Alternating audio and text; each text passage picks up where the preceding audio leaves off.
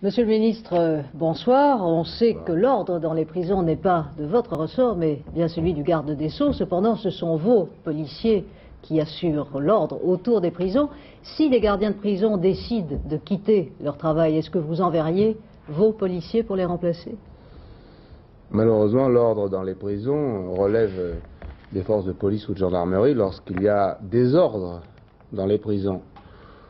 Je crois que les discussions que Pierre Arpaillange, le garde des Sceaux, a entreprises avec les principales organisations syndicales des fonctionnaires de l'administration pénitentiaire devraient aboutir à la solution raisonnable qui évitera de poser ce genre de problème. C'est votre souhait, bien sûr. C'est mon souhait, je pense que c'est le souhait de tous les Français et que les gardiens de prison qui ont un métier très difficile, très dur, peu connu, sauront trouver avec Pierre Arpaillange, qui est un homme de dialogue, une solution. Ce serait tout à fait déplorable parce que la situation actuelle, elle est mauvaise pour tout le monde, y compris pour la démocratie, je veux dire, pour les droits de la défense, pour les familles, il faut éviter les scènes de violence que malheureusement on a pu voir il y a quelques heures. Alors venons, si j'ose dire, sur votre terrain. Les obsèques de la petite Ludivine découverte morte et violée avant-hier à Clermont-Ferrand ont eu lieu aujourd'hui. Les policiers ne semblent pas avoir de pistes sérieuses. Dès hier soir, dans ce journal, votre directeur des polices urbaines nous disait qu'on ne pouvait pas déduire de cette recrudescence de meurtres d'enfants un véritable phénomène statistique. Mais on en parle. Alors, face à l'angoisse des parents, qu'est-ce que vous faites?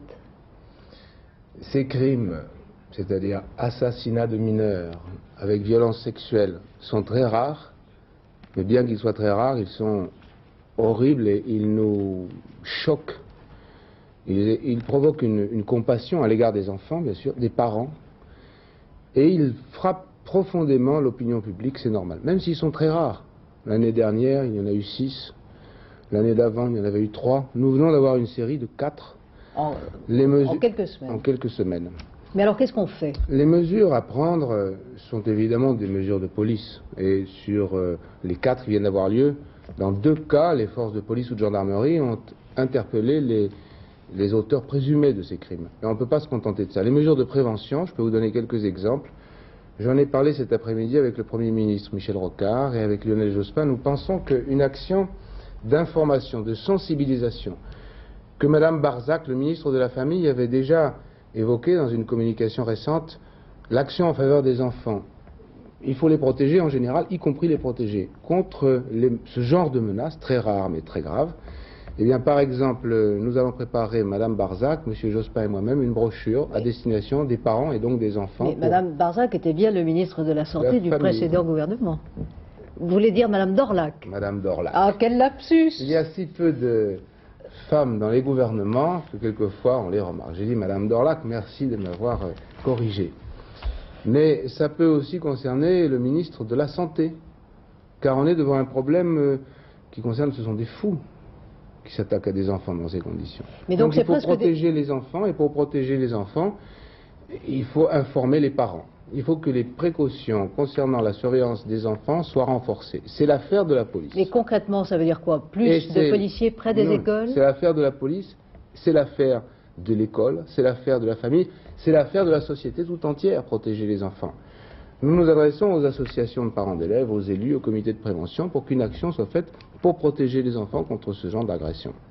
Alors, on parlait de brochures, d'informations. Pourquoi? Parce que souvent, on a le sentiment que toutes les précautions ne sont pas prises pour mettre les enfants à l'abri de ce genre d'agression. Donc, commençons par éduquer les parents et surtout, là aussi... Commençons par nous interroger sur une société dans laquelle les enfants ont besoin d'une protection qui ne peut pas être assurée seulement par la police. Moi, quand je mets des centaines de forces de police supplémentaires aux sorties d'école, je ne réponds qu'imparfaitement au problème. Si les gendarmes, dans les campagnes, surveillent davantage les enfants, on ne répond qu'imparfaitement à ce problème, et c'est une question qui interpelle toute la société, et c'est pour ça, ce soir, je voudrais dire que nous avons certainement un effort à faire pour l'accueil des enfants. Les écoles, je vous parlais tout à l'heure de Mme Dorlac, vous m'avez repris sur mon lapsus, mais tant de ministres de la Famille, tant de ministres de la Santé depuis tant d'années connaissent ce problème de la protection des enfants qu'il faut bien se dire que ce n'est pas uniquement une question de ministres, d'administration, de services, mais de réflexion de la société sur la protection des enfants. Inévitablement, vous le savez, ce genre d'affaires provoque la réouverture d'un débat, celui de la peine de mort, pourtant abolie en France en 1981. Le député du Front National suggère un référendum sur la question et du côté de vos prédécesseurs et adversaires politiques, les opinions sont partagées. J'étais contre comme individu, comme simple citoyen, affaire de conscience et je dirais même d'une certaine façon affaire de tripes. J'ai fait voter une loi en 86 qui prévoyait une peine de substitution à la peine de mort et je dois reconnaître que c'est un échec, c'est une illusion parce qu'il n'y a pas en réalité de peine qui puisse remplacer la peine de mort. Il n'y a rien de plus odieux que les assassinats concernant les enfants, qui sont des êtres sans défense et qui par nature sont confiants. Et ceux qui commettent de tels assassinats ne doivent avoir aucune pitié. Et la société a le droit de se défendre. Et je crois que le moment est venu de montrer que la société est décidée à utiliser tous les moyens. Et moi je suis partisan dans ce domaine du rétablissement de la peine de mort. Vous, Monsieur Joxe, un débat qui n'a pas lieu de rouvrir? Tous les Français savent que la peine de mort n'existe plus dans aucun pays d'Europe. Et il n'est à la portée d'aucun ministre, d'aucun parlement en France, ni d'ailleurs dans aucun pays d'Europe, de rétablir la peine de mort qui est dorénavant interdite par une convention internationale. Et par conséquent, c'est vrai que les crimes contre les êtres sans défense, contre les enfants, contre les personnes âgées, sont particulièrement odieux. Mais ce n'est pas la peine de mort qui est en cause, c'est la protection des enfants, la protection des faibles. Et ça, c'est une affaire qui concerne la société et qui ne concerne pas seulement les bourreaux et les guillotines. Un dernier point, Monsieur Joxe, sur un autre registre, la Corse.